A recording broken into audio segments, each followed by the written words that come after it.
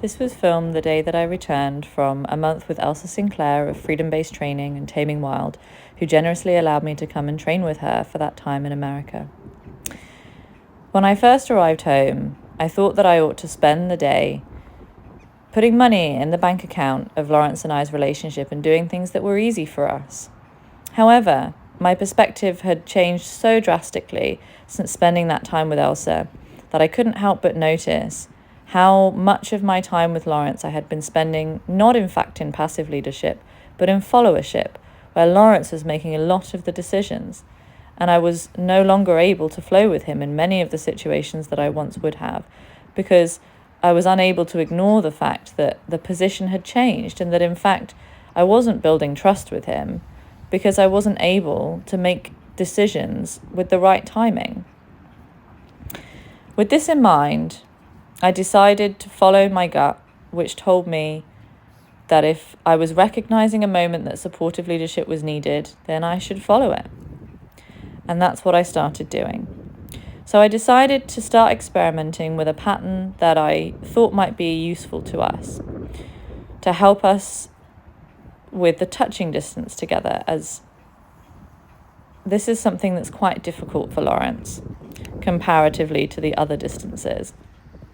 And it's something that we really need to improve if we'd like to be able to do yields together in freedom. So the pattern that I'm using, and I was really just experimenting with it this first day. With time, I made the technique a little bit more consistent. So I was starting at the same place on his left shoulder and following the same pattern of movement each time. But essentially what I wanted to do was take my hand and stroke across the entirety of his trunk and down each of his legs, his neck and his face. And do this in a really calm and rhythmic way, with no increase of pressure, just being at the touching distance in all these different places. And what I was hoping for was that at some point during this, he would show some curiosity about the environment, about me perhaps, about his friends, or about perhaps himself in a way that was different from his grazing, and that I would be able to recognize, reward, associate that moment of enjoyment, of curiosity with this touching pattern. In between, as you can see just there, I was offering moments of walking as well, where the intensity of the support that I'm using is decreasing so that things aren't so overwhelming for Lawrence, who does struggle at this distance. So now that I've set this pattern up, it's essentially a case of repeating this process over and over again with patience, because as you can see, I've been doing this for a few minutes now with Lawrence, and nothing's really changed, which in fact is a good thing, because it means that we're in the stage of acceptance rather than tolerance. With tolerance, there's usually a time limit before things start to get a little worse and concern starts to come up. And Lawrence isn't really interacting much. He's not really curious, so he's not enjoying what I'm doing, but he's not telling me that I need to stop. And so this means that I can pretty comfortably continue to use this pattern until something naturally changes, till he naturally feels curious about something, or perhaps until he feels curious about what I'm doing. And then I can mark that moment with some flow and help him to understand that the answer to things in life that are unusual or difficult or uncomfortable is to feel curious about them. Whilst I'm doing this, it was a great effort of self-reflection on my part to really open up to what I was observing and be self-critical without being self-judgmental, and really accept the relationship that Lawrence and I have, recognize it for what it is, and the way that we have been together so far for all the years that we've known each other.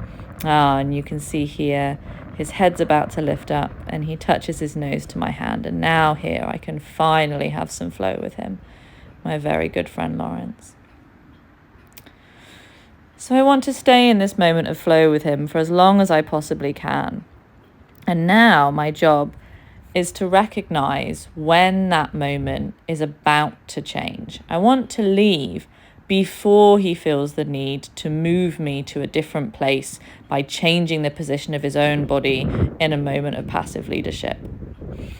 This is something that I'm still learning how to do. And so I'm very often late because I'm not yet able to predict that this will happen before it happens very often. But that's okay, because that's part of the learning journey. It's very difficult to learn to predict without ever learning to react.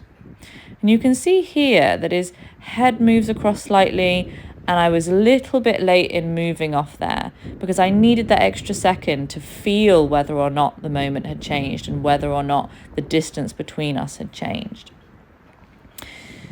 But that's okay. I go straight back to my supportive leadership, and it's just exactly the same pattern as before. I'm not altering the pressure. I'm not changing anything. I'm just returning to my original pattern of behavior where I'm moving around different places. I'm looking for my next moment of flow, my next good feeling that I can have together with him.